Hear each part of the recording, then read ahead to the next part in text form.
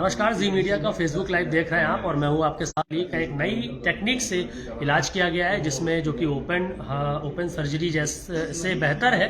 और ये किस तरीके से ये तकनीक काम करती है ये अपोलो के डॉक्टर्स ने किया है। इस वक्त हमारे साथ डॉक्टर मयंक अग्रवाल जी हैं। मयंक सर, बहुत बहुत शुभकामनाएं आपको कि आपने एक अलग तरीके की एक नई विधि से, एक नई तकनीक से यूपी में पहली बार इस तरीके की विधि से एक सूखती हुई पेशाब की नली का उपचार किया। सबसे पहले जानना चाहेंगे कि ये क्या प्रोसेस है और इसमें खर्चा कितना आता है और किस तरीके से आम आदमी इसको अफोर्ड कर सकता है। धन्यवाद एक क्वेश्चन के लिए। एक्चुअली पहले मैं श्रेय देना चाहूँगा हमारे हॉस्पिटल के मैनेजमेंट को, क्योंकि ये नई पद्धति है, स्पेशली डॉक्टर मयंक। इस टेक्निक में जो नया है वो ये है कि अभी तक जो सर्जरी होती है वो या तो हम कट लगा के दूरबीन से और उसको इंसान की नेचुरल हीलिंग के भरोसे छोड़ देते हैं और उस प्रोसेस के दौरान पेशाब की नाली बार बार डालने के लिए उनको प्रेरित करते हैं, या शरीर के ही कुछ ऊतकों को लेकर के उनकी पूरी जितनी हमारी रिक्वायरमेंट है, लेट्स से 4 सेंटीमीटर की एरिया सूख गया है तो उतने एरिया के कहीं से ऊतक निकाल करके उसको सर्जिकली फिक्स करते हैं। जब ये ओपन सर्जरी जिसको हम बोलते हैं उसमें जब करते हैं तो ये बहुत अच्छी पद्धति है, ऐसी बात नहीं है, कॉस्ट इफेक्टिव भी है। लेकिन इसकी जो मॉर्बिडिटी होती है, उससे जो मरीज को हानि होती है वो इस प्रकार से होती है कि अगर मान लीजिए हमने मूंछ के अंदर से खाल निकाली है और 4 से 3 सेंटीमीटर के एरिया की खाल निकाली है तो एक बहुत बड़ा घाव बन जाता है मुंह के अंदर। वो कुछ हफ्तों तक मरीज को काफी परेशान करता है, हील जरूर हो जाता है लेकिन वो परेशान करता है। जो वो ऑपरेशन हम करते हैं वो ओपन विधि से करते हैं, जिसमें कि बड़ा चीरा भी आता है और कैथेटर जो है लंबे समय तक इसमें रखना पड़ता है, 3 से 4 हफ्ते तक रखना पड़ता है, जब ऑब्वियसली वो 3 से 4 हफ्ते तक फिर अपना काम नहीं कर पाता। इन्फेक्शन का रिस्क होता है क्योंकि बड़े टाँके लगाए, बड़ा चीरा लगाया है, ये सब रिस्क उसके अंदर इन्वॉल्व है। ये बात जो सक्सेस मिली है वो इतनी मिली है कि 50 लाख सेल्स तक ये ग्रो कर दी जाती है, छोटा सा ऊतक लेके 1 सेंटीमीटर आधे सेंटीमीटर का मुंह के अंदर से खाल लेकर के। तो उससे 2 एडवांटेज होती है। एक तो ये कि छोटी सी जो प्रोसीजर ये होता है ये लोकल एनेस्थीसिया में किया जा सकता है, पेशेंट सेम डे घर जा सकता है।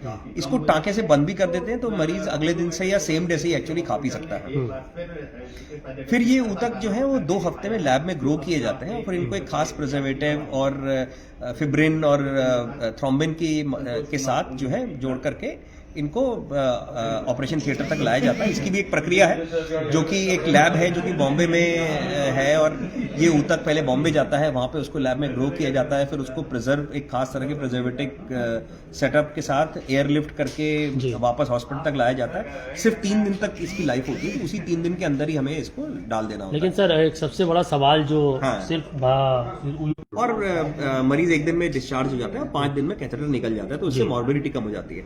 अब नेचुरली नई चीज है, कम यूज होती है, लैब इन्वॉल्व है, एयरलिफ्टिंग इन्वॉल्व है, तो इसमें इसका खर्चा बढ़ जाता है। तो इस पूरी जो पद्धति है जिसमें जो लैब का पर्सन आएगा आपके पास, वो लैब लेके जाएगा एयरलिफ्ट के, फिर वो वापस आपको 2 हफ्ते के बाद बाय एयर लेके आएगा, इस प्रोसेस तक का खर्चा करीब 1.5 लाख रुपए तक का हो जाता है।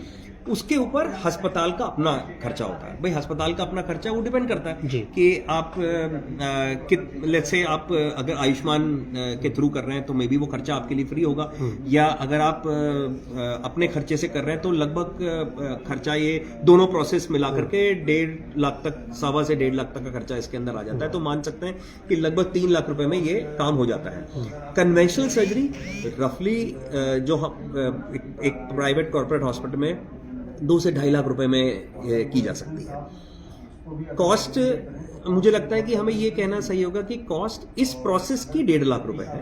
अब टोटल प्रोसीजर कॉस्ट डिपेंड करेगी कौन से की इक्विवेलेंट ओपन सर्जरी है, तो ये बहुत अच्छा ही, बहुत ही रियश्योरिंग वो है।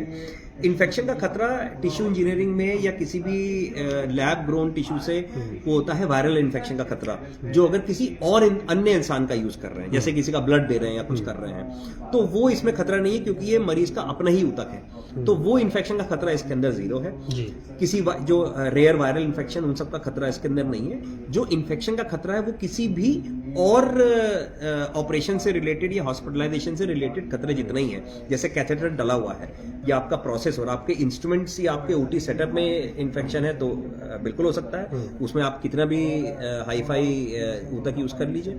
दूसरा है कि अगर ऑपरेशन के बाद मरीज ने सफाई से अपने आप को नहीं रखा है, तो वो इन्फेक्शन कैथेटर की सहायता से, भाई 5 दिन के लिए तो कैथेटर रहेगी, वो अंदर तक जा सकता है, तो वो इन्फेक्शन कर सकता है। इसमें एक एडवांटेज इस प्रोसीजर की जो compare to conventional open surgery वो ये है कि जब कन्वेंशनल ओपन सर्जरी में ऐसा इन्फेक्शन होता है तो वो पस पड़ जाती है उसके अंदर, और वो पस जो है पूरे ऑपरेशन को धराशायी कर सकती है। इसके अंदर हालांकि ऐसा कोई इतना स्पेसिफिक जो आपने सवाल पूछा उसका डेटा वैसा नहीं है, लेकिन मैं ये मानता हूँ उस बात को कि क्योंकि इसके अंदर इंडिविजुअल सेल्स हैं, वो जाके अपनी अपनी जगह चिपक चुकी हैं। देखिए कि जब ज़्यादा से ज़्यादा इस टेक्नोलॉजी का इस्तेमाल होगा, गवर्नमेंट में भी नो डाउट आने वाले समय में आएगा, तो कहीं ना कहीं इसका खर्चा कम होगा। और इन्फेक्शन रेट इसमें इसलिए भी कम है क्योंकि आपके ही टिश्यूज़ को निकाल के, जैसे बोन मैरो ट्रांसप्लांट हम देखते हैं दूसरे का हमें लगा के ट्रांसफ्यूज करना होता है, आपके खुद के आप टिश्यूज़ निकाल के उसको, आपका जो सेल्स है उसको लैब विधि से उसको ग्रो करके आप में ही उसका इस्तेमाल किया जाता है। तो इसमें तमाम सारी जो सुरक्षा के जो मानक होते हैं उसका भी